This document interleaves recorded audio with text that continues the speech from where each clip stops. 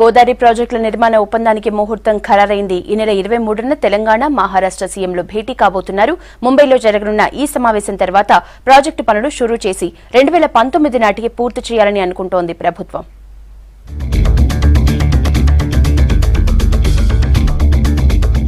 గోదావరి నదిపై రాష్ట్ర ప్రభుత్వం తలపెట్టిన ప్రాజెక్టుల అంశం ఫైనల్ స్టేజ్కు చేరింది.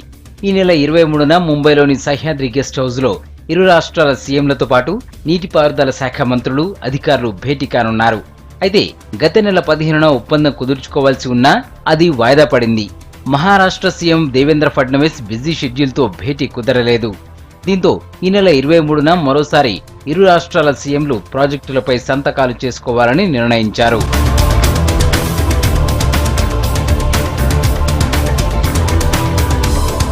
లోయర్ పెన్గంగలో భాగంగా నిర్మించే చనాక కోరట ప్రాణహిత ప్రాజెక్టులోని తుమ్మిడిహట్టితో పాటు కాళేశ్వరం ఎత్తిపోతల పథకంలోని మేడిగడ్డ బ్యారేజీకి సంబంధించి రెండు రాష్ట్రాల మధ్య సాంకేతిక ఒప్పందం జరగాల్సి ఉంది. అయితే కాళేశ్వరం ప్రాజెక్టుకు ఇప్పటికే సీఎం కేసీఆర్ భూమి పూజ చేశారు. టెండర్లు కూడా తుది దశలో ఉన్నాయి. స్థలీకరణ, పంపులు, అవసరమైన మిషన్లు కూడా తీసుకొస్తున్నారు. అయితే కాళేశ్వరంపై ఒప్పందాలు జరిగిన వెంటనే ప్రాజెక్టు పనులు ప్రారంభించాలని నిర్ణయించింది ప్రభుత్వం.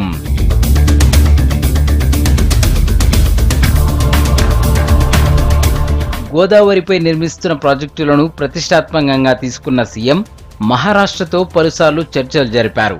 2015 ఫిబ్రవరి 17న CM KCR first time Mumbai వెళ్లి ఫడ్నవీస్తో చర్చించారు. అటు నీటిపారుదల శాఖ మంత్రి హరీష్ రావు పలుమార్లు ముంబైకి వెళ్లి అక్కడి ఇరిగేషన్ మంత్రి, ఇతర ఉన్నతాధికారులతో చర్చలు జరిపారు.